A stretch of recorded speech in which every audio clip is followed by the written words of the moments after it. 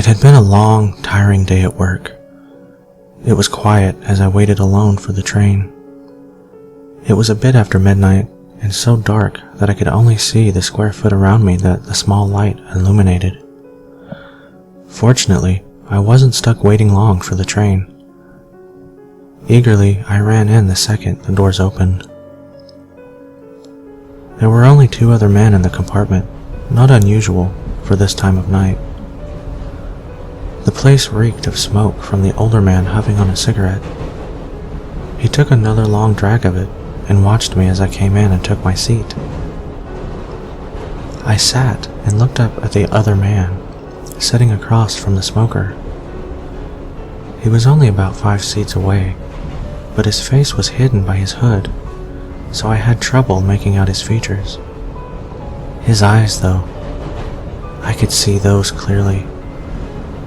One was normal, but the other was red, where it should have been white. He stared shamelessly back at me with a tight, almost pained expression. I smiled at him, trying to break the tension, but he just stared. I looked out the window, trying to ignore his gaze, but I could still feel his eyes on me. The train lights began to flicker and went out for a moment. "Sorry, folks," said a voice over the static of the PA. "We're gonna get maintenance on that in the morning. We apologize for any inconvenience." My stomach dropped and I struggled to control my breathing.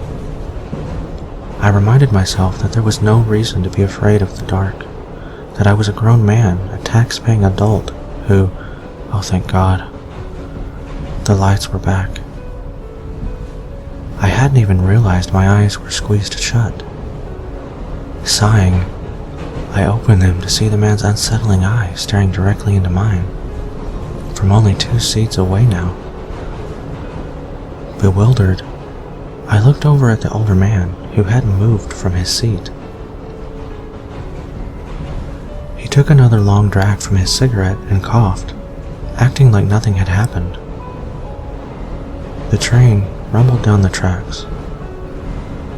I was afraid to look back at the red-eyed man. I didn't want to. I didn't want to move or even breathe. I tried to convince myself that the whole thing was in my mind. Maybe I was just tired from a long day of work. Or maybe I was just paranoid and he wasn't even looking at me. The lights flickered again and went out.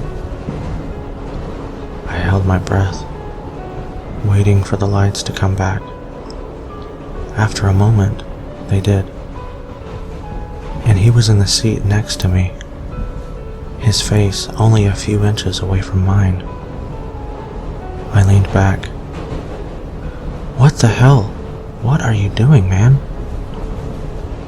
He didn't respond. Instead, the smoker angrily said, "Look, kid, if you wanted me to put out the cigarette, all you had to do was ask." "Not you, this asshole over here," I said. The smoker stared at me for a second, confused. "It's just me and you here, kid.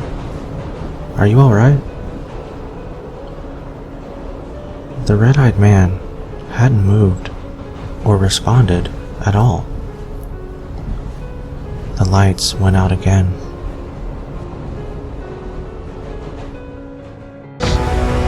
Or perhaps it was me. I have watched you for a long time, you know. I was there when you were in the playground of your first day at school. I was there when you left it.